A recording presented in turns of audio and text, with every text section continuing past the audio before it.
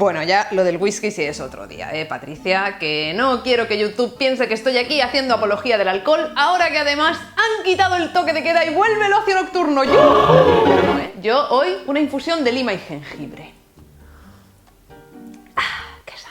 ¡Felicidades, Patricia Highsmith! Pues sí, en 2021 se cumplen 100 años del nacimiento de esta narradora estadounidense que vino al mundo el 19 de enero de 1921. Raro sería que Patricia Highsmith pudiera estar aquí celebrándolo con nosotros, porque a los 100 años no es que llegue mucha gente, aunque yo ya te aviso que no solo voy a llegar, sino que los voy a superar. Pues bien, con motivo del centenario de Patricia Highsmith, el Festival Valencia Negra, que este año va por su 9ª edición, que esto en términos generacionales vendría a ser algo así como el bisnieto de Patricia Highsmith, pues bueno, con el motivo del centenario han querido hacerle un homenaje en forma de vídeo, y por eso estoy yo aquí. Menudo empacho llevo yo de Patricia Highsmith. 3 novelas de esta mujer me he leído en una semana, 3, y porque no me ha dado tiempo a más, que si no, ahí seguiría, enganchada a sus libros, porque estos libros enganchan. No porque tengas que descubrir quién ha sido el asesino, no, porque eso tú como lectora ya lo sabes, sino porque necesitas averiguar si lo van a pillar o no, si le van a poner la presión y la culpa y se va a delatar él mismo, o si se va a desquiciar más de lo que ya está. Porque una cosa es verdad, los personajes de Patricia Highsmith, una de dos,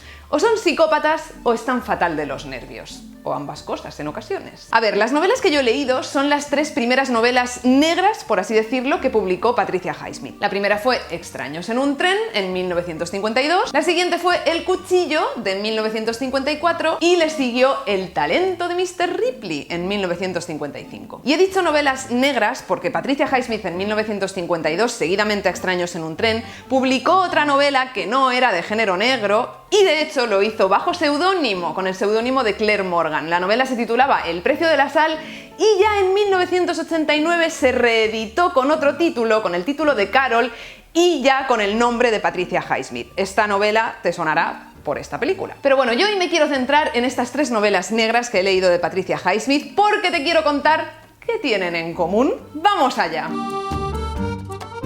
Yo no me voy a poner aquí a teorizar sobre si una novela para ser negra tiene que contener un asesinato o no hace falta que contenga un asesinato. Las novelas de Patricia Highsmith tradicionalmente se han considerado de género negro y casualmente o no casualmente todas ellas contienen algún tipo de crimen. En la mayoría hay algún asesinato, pero también puede haber un secuestro, un robo, falsificaciones o la suplantación de la personalidad de alguien. En estas 3 novelas, sea como sea, hay asesinatos. Y de hecho en algunas de ellas hay más de un asesinato. En El talento de Mr. Ripley, que fue la primera de estas 3 novelas que me leí, el protagonista Tom Ripley comete 2 asesinatos y el primero es especialmente crudo, especialmente sobrecogedor. Yo casi podía sentir en mis propias carnes lo que Ripley le estaba haciendo a su víctima mientras lo asesinaba, porque si algo hacía de forma magistral Patricia Highsmith era describir los asesinatos con un montón de aspectos sensoriales distintos. Por ejemplo, a través de detalles, de aspectos que tú puedes ver, como la sangre que le está saliendo del cuerpo a la víctima o los ojos desorbitados que pone mientras la está palmando. También otros aspectos que se pueden sentir corporalmente, ¿no? Como por ejemplo la carne retorciéndose bajo el puñal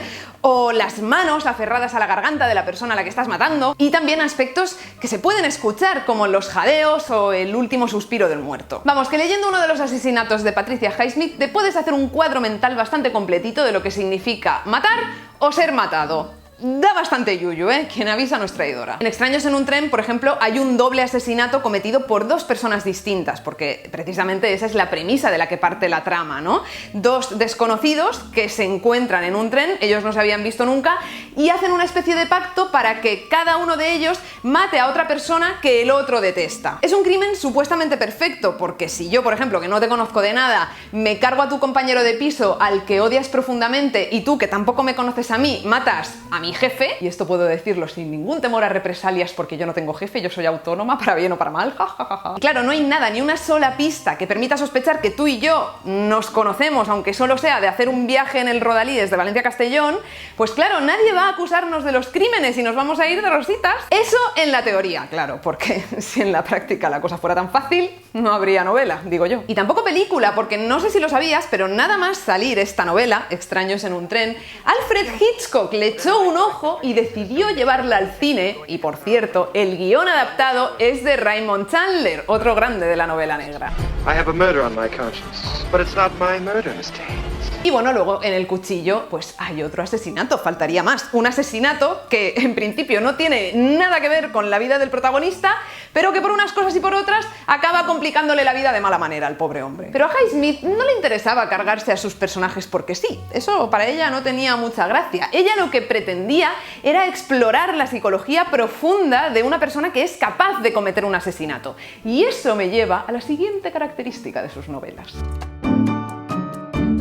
¿Es posible que no haya ni un solo personaje en estas novelas que no tenga ni una tarita, por mínima que sea? Es que hasta los secundarios dan grimilla, tú. Yo, la verdad es que de todos los personajes de estas 3 novelas solo salvaría a uno, a Anne, que es la prometida del protagonista de Extraños en un tren, de Guy. A ver, empiezo con Tom Ripley, por ejemplo. Aquí tienes a un chaval de 20 y pico años que vive en Nueva York y que básicamente se dedica a engañar y a estafar a todo Kiski. Y la verdad es que de momento las jugadas como que no le han salido demasiado bien. Pero un día conoce al padre de un tal Dickie Greenleaf y todo cambia para él. Este hombre, el padre, es un señor que no pega ojo desde hace meses, el pobre, porque su hijo está en Italia viviendo a todo tren con el dinero que le dan sus papás. Que digo yo, córtale el grifo y ya verás cómo vuelve a casa. Pero claro, de nuevo, si Patricia Highsmith hubiera pensado en esto, tampoco habría novela. Total, que como Tom Ripley es medio amigo de Dickie Greenleaf, o un cuarto de amigo, porque en realidad solo se han visto una vez en la vida y de lejos, pues el padre de Dickie le pide a Tom que vaya a Italia y convenza a Dickie de que vuelva a casa, que él le paga el viaje, le paga los gastos, pero que por favor se traiga a su hijo de vuelta a los Estados Unidos. Ahí Tom ve la gran oportunidad de salirse, de escaparse de una movida fraudulenta en la que está metido, así que claro, pues el tío acepta la oferta, coge el dinero y se va a Europa. Hasta aquí más o menos bien. Incluso puedes empatizar con Tom Ripley porque dices, a ver, pues este hombre, que el pobre no tiene dónde caerse muerto, normal que acepte esta oferta, porque además se ahorra un poquito del dinero que le da el padre de Dickie Greenleaf, a lo mejor incluso a su vuelta a los Estados Unidos, puede pagar sus deudas y vivir un poco más desahogado. Pero qué va, Tom no escatima en gastos. Pero lo verdaderamente interesante de esta novela es que poco a poco Tom se va obsesionando con Dickie, porque Dickie representa todo lo que Tom no es. Dickie es un hombre atractivo, exitoso y con dinero. Ya adivinas lo que pasará, ¿no? Bueno, en fin, sucede casi al principio, así que no es ningún spoiler que te diga que Tom mata a Dickie y le suplanta la identidad. Esto ya no es de persona muy equilibrada, que digamos. Y te diré que este no es el único asesinato que Tom comete en la novela. Ah, y por si fuera poco, Highsmith escribió otras 4 novelas con Tom Ripley como protagonista. La última de ellas se publicó en 1991, o sea que si quieres tienes mandanga para rato. Ripley es un poquito psicópata. Y digo un poquito porque no sé si sabes que los especialistas no creen que la psicopatía sea una cosa de blancos o negros, sino que hay toda una escala de grises,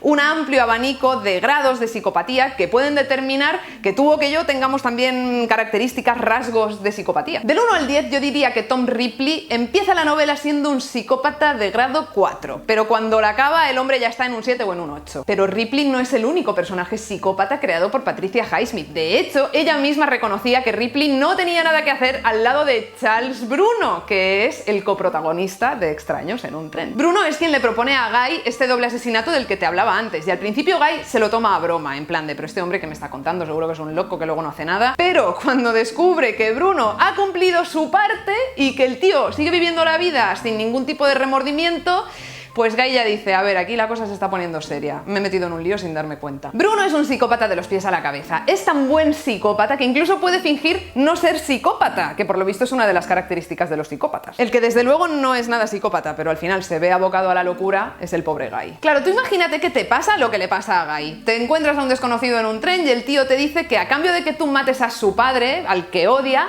él se carga a tu exmujer que no te quiere conceder el divorcio. Tú le dices que pasas del tema porque eres una persona legal y al bajarte del tren piensas, pues eso, ay, este tío está loco, seguro que no hace nada, y sigues viviendo tu vida tan tranquilamente. Pero no, resulta que el tío loco ese al que tú creías inofensivo se ha cargado a tu exmujer y encima empieza a hacerte la vida imposible, te envía cartas, te llama por teléfono y te dice que como no cumplas tu parte del trato ese supuesto que habéis hecho, como no te cargues a su padre, el tío te va a culpar del asesinato que él ha cometido y que además va a ser más fácil que sospeche sospechen de ti porque es tu exmujer con la que tenías un conflicto, que era que no te quería conceder el divorcio. Pues claro, el pobre Guy empieza a paranoiarse de mala manera, y todo por no acudir a la policía desde el primer momento y decirles: a ver, este tío me está chantajeando, me está haciendo la vida imposible, por favor, él es el culpable del asesinato de mi exmujer y no yo. Pero no, Guy no piensa en nada de esto y lo que hace es doblegarse a la voluntad de Bruno. Que bueno, en una situación límite como esta, a ver qué haríamos tú y yo, ¿eh? Yo ya te digo que lo más probable sería que me hiciera caca encima y que hicieran conmigo lo que quisieran. Por su parte, el protagonista del cuchillo, Walter Stackhouse, también es un hombre normal y corriente. Un tipo estándar, sin ningún misterio, pero ¿adivina qué? Pues que también empieza su andadura con destino al desequilibrio mental cuando le consideran sospechoso de la muerte de su mujer, aunque él en realidad no la ha matado. Solo ha pensado en matarla, pero no la ha matado. Hay una pequeña diferencia. ¿O no? En fin, que la psicología de los personajes para mí es de lo más atractivo de estas novelas. Es que puedes asistir a tiempo real al proceso por el que, por ejemplo, una persona empieza a dudar de sí misma, como le pasa a Walter Stackhouse del cuchillo, que él, de tanto ser acusado de matar a su mujer y de tanto repetir que no lo ha hecho, al final el tío se dice a sí mismo: ostras, a ver si lo he hecho y es que no me acuerdo. O puedes también convencerte de que, dependiendo de las circunstancias, del contexto y de la situación, pues todos seríamos capaces de cometer un asesinato, que es algo que le dice Bruno, el coprotagonista de Extraños en un tren, a Guy. Y Guy le dice: no, yo cometer un asesinato jamás en la vida. Y luego mira lo que pasa. ¿Te lo cuento? Mejor lee el libro. A ver, si tú quieres hacer honor a tu condición de ser social, te guste o no, vas a tener que interactuar con muchas personas a lo largo de tu vida, eso es así. Y la interacción conlleva cosas chulas como alegría, amor, risas, pero también conlleva emociones desagradables, como por ejemplo la frustración cuando alguien no te entiende, o el miedo cuando temes que alguien te haga daño, o la culpa cuando resulta que eres tú quien le ha hecho daño a alguien. Pues bien, yo diría que la culpa es la emoción predominante en las novelas de Patricia Highsmith. Un psicópata de nivel 7 u 8 a lo mejor no siente culpa ni remordimientos por haber matado a una persona, porque en su código moral individual matar a alguien puede ser un acto perfectamente justo e irreprochable. Pero, por ejemplo, no olvidemos que Tom Ripley, al principio de la novela, todavía está en un grado 4 de psicopatía más o menos. Entonces, los asesinatos que comete le horrorizan, le llenan de culpa, no se siente para nada orgulloso de lo que ha hecho. Y esa culpa es algo que Ripley comparte con Walter y con Guy, los protagonistas supuestamente adaptados y normales de las otras dos novelas. Todos ellos se sienten culpables por pensar o hacer determinadas cosas, y esa culpa les lleva a encubrir sus actos con mentiras, y esas mentiras generan más culpa, y esa culpa crea más mentiras, y al final se meten los pobres en un círculo vicioso del que no pueden salir. Yo no sé si Patricia Highsmith se sentía culpable o no por las cosas que había hecho o dejado de hacer, pero lo cierto es que ella sí que renunció a la interacción social durante prácticamente toda su vida. Ella decía que no le gustaba vivir con gente, que las conversaciones tipo «Oye, ¿qué te apetece hoy para comer?» o «¿Salimos a dar un paseo en este día maravilloso que hace?», que esas conversaciones banales, cotidianas, le aburrían soberanamente. Quién sabe si esta misantropía se debió a que con sus padres nunca tuvo una muy buena relación, o a que Patricia Highsmith era homosexual y homófoba al mismo tiempo, o que en los Estados Unidos no valoraban mucho sus novelas porque las consideraban demasiado sórdidas y al final la pobre tuvo que emigrar a Europa, donde se sentía más acogida. En fin, quién sabe por qué fue, pero el caso es que Patricia Highsmith se pasó casi toda su vida en soledad. Pero bueno, así al menos se ahorró las ganas de matar a alguien de vez en cuando, ¿no? Retomemos el hilo ese de que a los estadounidenses no les gustaban demasiado las novelas de Highsmith. Llámame loca, pero ¿no será porque ella en sus libros criticaba implícitamente el sueño americano? Esta construcción idealizada de ten un trabajo en una oficina, cómprate una casa enorme en un barrio residencial, cásate con la chica que llevaste al baile de fin de curso y préñala cada año y medio y luego, vale, a disfrutar de las barbacoas de los domingos con los vecinos. Para empezar, Tom Ripley, por ejemplo, ni siquiera se ha podido plantear la posibilidad de acceder al sueño americano, porque él ha crecido y vive en unas condiciones de extrema pobreza. Por eso mismo envidia a Dickie y quiere reemplazarlo, no solo porque Dickie encarna ese sueño americano, sino porque, 1, no ha tenido que hacer nada para alcanzarlo porque sus padres tienen mucha pasta, y 2, ejerce ese sueño americano en la costa italiana, donde, no nos engañemos, se debe de vivir mucho mejor que en Wisteria Lane, por mucho que allí tengan mansiones de 20 habitaciones. Dickie lo tiene todo, pero al final, ¿cuál es tu destino? Morir a manos de Ripley, morir a manos de un pringao inteligente. Y luego tenemos a Walter del cuchillo y a Guy de Extraños en un tren, dos tipos con dinero, con éxito profesional, con una esposa. ¿Y cómo acaban? Pues locos perdidos. Yo creo que lo que Patricia Highsmith quiere expresar con estas muertes o estos delirios que sufren sus personajes es que el sueño americano es un timo como un piano. Que sí, que a lo mejor si persigues ese ideal de felicidad no acabas matando a nadie, ni siendo asesinado por nadie, ni volviéndote majara, pero como mínimo te vas a dar cuenta de que por mucha casta, mucho trabajo y mucha esposa que tengas o esposo, me da igual, tu vida sigue siendo un auténtico infierno. Cuidadito, porque a lo mejor no quieres una casa en el mejor barrio de Los Ángeles, pero ¿a que no te importaría tener un piso nuevo, recién reformado en el centro de la ciudad y 3 churumbeles rubios y guapísimos como esos niños que salen en los marcos de fotos que compras en el Todo a 100? Ten cuidado, esos deseos te pueden llevar a un lugar muy oscuro si antes no solucionas tus movidas internas psicológicas y sobre todo si no descartas que tengas algún impulso asesino en tu interior. En toda novela en la que hay un asesinato, ese asesinato ha de ser investigado, y eso se cumple en las novelas de Patricia Highsmith. La figura del detective está presente sobre todo en Extraños en un tren y en El cuchillo, y tú desde el principio te das cuenta de que esos detectives tontos no son, y que van a acabar descubriendo el pastel, caiga quien caiga y cueste lo que cueste. Y sí, los detectives molan un montón. Pero a mí al mismo tiempo me parece un acierto que Patricia Highsmith decidiera escribir sus novelas desde el punto de vista del asesino o del acusado de asesinato, en lugar desde el punto de vista del detective. Ella desde el primer momento no se anda con tonterías y te muestra muy claramente quién es culpable y quién no es culpable en su historia. Pero si Highsmith hubiera escrito sus novelas desde el punto de vista del detective, para empezar, tú no sabrías la realidad del caso. Tú no sabrías, por ejemplo, si Walter del cuchillo es culpable de asesinato o no lo es. Que oye, si a ti lo que te mola es conjeturar y resolver enigmas uniendo ahí las piezas del puzzle, pues está genial. De hecho, hay muchísimas novelas negras escritas desde el punto de vista del detective. Yo diría que la gran mayoría, de hecho. Pero es que claro, de ese modo nunca llegas a acceder del todo a la psicología del asesino o del acusado de asesinato, que eso, al menos en manos de Patricia Highsmith, descrita por ella, es apasionante. Con sus novelas escritas desde el punto de vista del acusado o del asesino, puedes asistir, puedes ver su declive psicológico, su declive moral y emocional, y ser partícipe de cómo poco a poco su margen de acción se va estrechando hasta que son ellos mismos los que, sin querer, de forma involuntaria, se delatan. Es verdad que el detective del talento de Mr. Ripley aparece casi al final y debe de estar un poco empanado, la verdad, porque en ningún momento sospecha de Tom Ripley. Que tú como lectora dices, pero a ver, si está claro, si es que más claro agua que ha sido Ripley quien se ha cargado a Dickie y está suplantando su identidad. Yo pensaba esto cada 2x3 mientras leía la novela, pero claro, luego me tenía que recordar a mí misma, a ver, Irene, tú has leído la historia desde el punto de vista de Ripley, sabes lo que ha hecho y lo que ha dejado de hacer, sabes perfectamente que es culpable, pero este pobre detective que ha aparecido ya casi al final de la historia y al que le faltan la mitad de piezas del puzzle, pues claro, normal que no sospeche. Pero bueno, por eso mola también Patricia Highsmith, porque te da motivos justificados para burlarte secretamente de detectives empanaos. Y sí, a mí el detective de este libro la verdad es que me pareció un empanao, sinceramente. Que por cierto, este libro tuvo 2 adaptaciones cinematográficas. La primera es de 1950, se tituló A pleno sol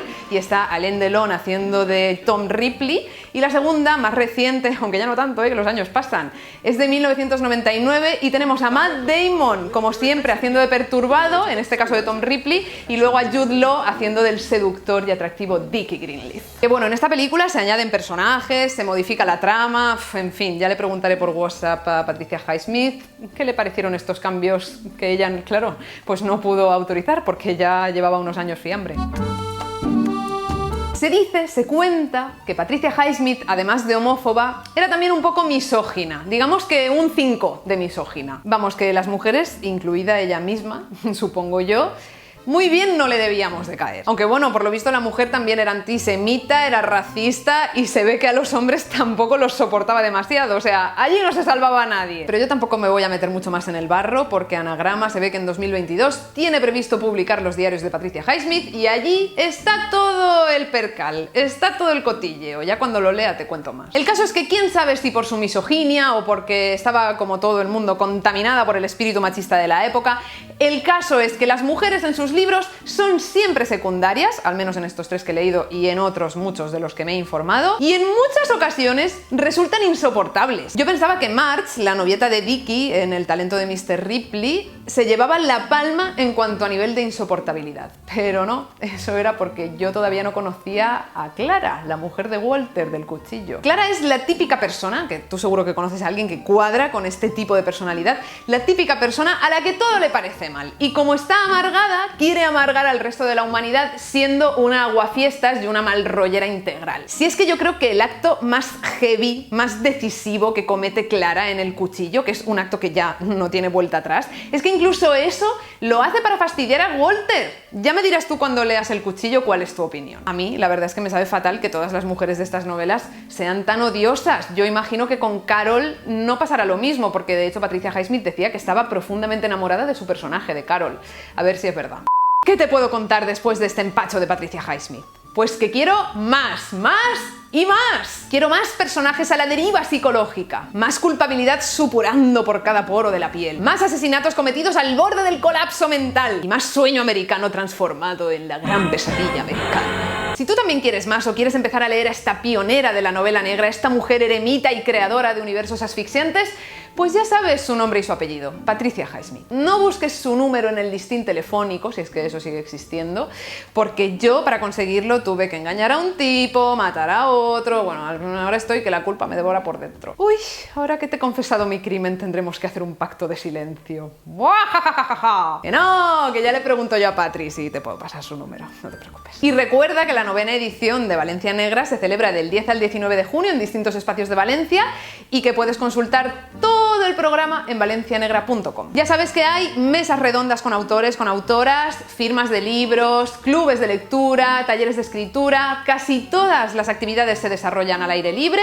y algunas de ellas se van a retransmitir por aquí mismo, en este canal de YouTube, en streaming, en directo. Pues nada, nos vemos por allí y si te apetece nos tomamos un té a la salud de Patricia Highsmith. Oh, whisky.